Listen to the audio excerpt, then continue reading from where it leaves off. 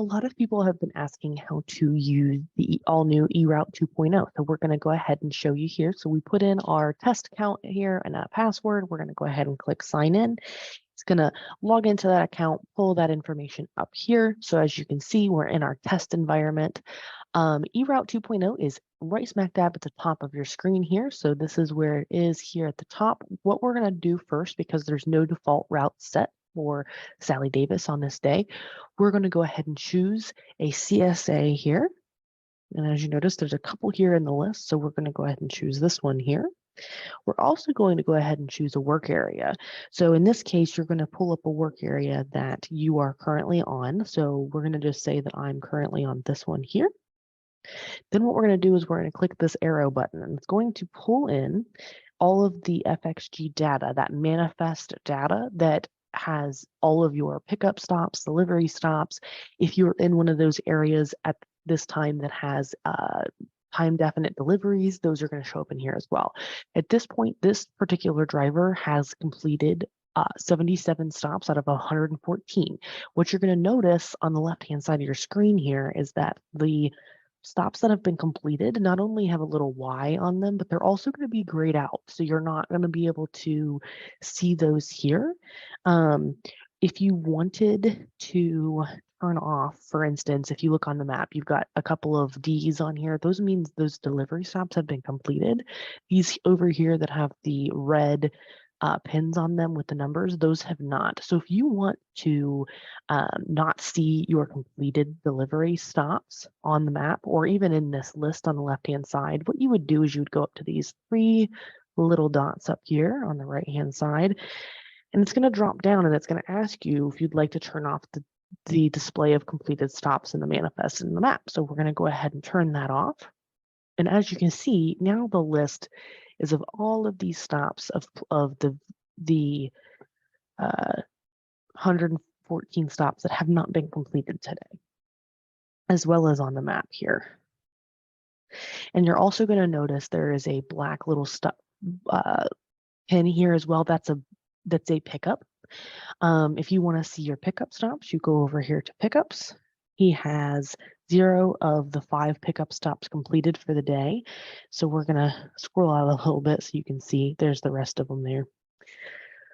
So you can separate out P&D delivery stops from pickups. As you can see, there is the P&D over here and the pickups over here. This particular contractor does not have any time definites. So if you were to click on it with commit times, those will not show up if you don't have any. But we're going to go back over to the P&D here. And as you can see, it's sticking with the fact that you said you wanted those completed stops turned off. We're going to go ahead and click on the first one. It's going to bring up the information you need to know about that particular delivery.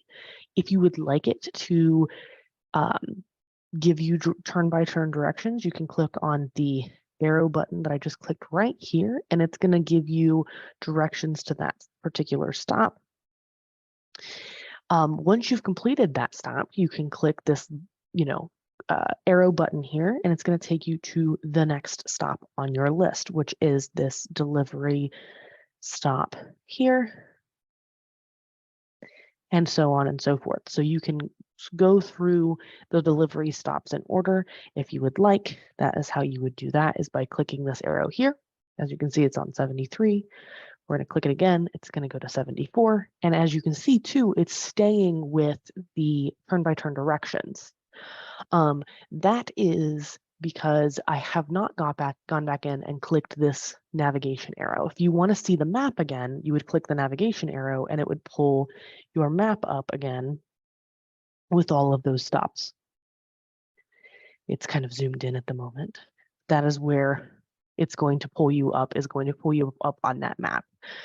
If you have completed some of your stops, the nice thing about the P&D driver app and eRoute 2.0 is you don't have to, if you noticed, if you haven't used it before, you have.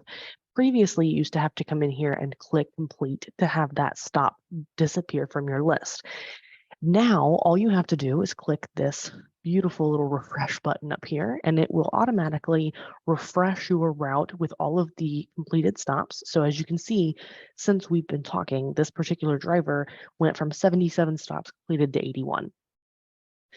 that will automatically update you with the information that you need at that time. So if you complete 4 or 5 stops, you need to come back in here, recuperate, figure out where you are, and go from there. You can without having to complete any of those stops. You can also go in here and see any exceptions that you've done for the day. So this has one exception. We can click on it here, and it will tell you what that exception was. You can also see your stats. So this particular person here has an on-road hours of 3 hours and 41 minutes. Their ILS is 99%.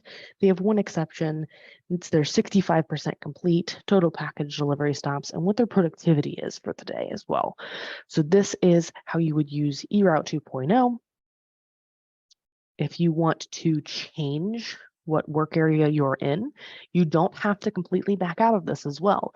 You can go up to this map button here, and if we'll click on it again, it pops down with that CSA, that work area, and a get stops button.